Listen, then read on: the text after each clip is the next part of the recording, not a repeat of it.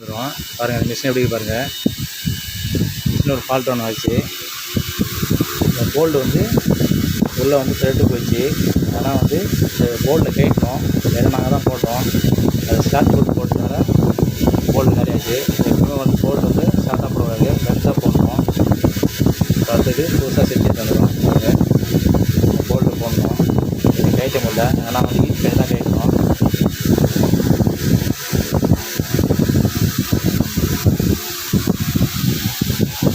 அதேமாரி அடுத்தது இதில் ஒன்று பின்னு ஒன்று போயிடுச்சு.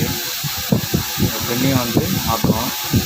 பாருங்கள் இது வெள்ளை அடிச்சுருக்காங்க. இப்போ நம்ம புதுசாகவே போடக்கூடாது. இது கரெக்டாக இருக்கணும். கரெக்டாக இருந்து புதுசாக மாற்றணும். நாங்கள் ஃபுல்லாகவே சர்வீஸ் தான்.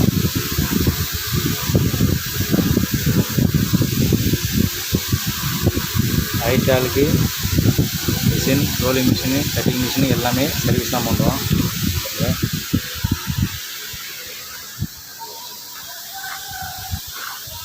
இதுவும் சர்வீஸ் தான். இது ரெடி பண்ணி இது ஒரு கன்வேயர்.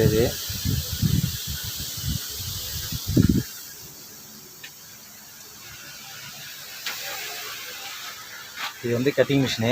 பாருங்கள் கட்டிங் மிஷின் எப்படி இருக்குது பாருங்கள்.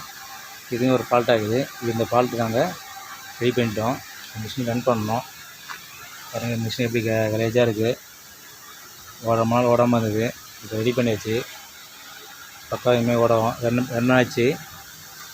ரன் பண்ணுவாங்க. அடுத்த வீடியோவில் உங்களுக்கு காட்டுறேன். Okay bye.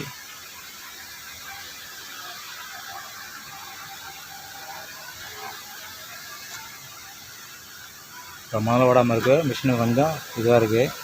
ஆனால் இப்போ ரன் பண்ணியாச்சு. எல்லாத்தையும் ரெடி பண்ணிட்டு க்ளீன் பண்ணிட்டு மாற்றணும்.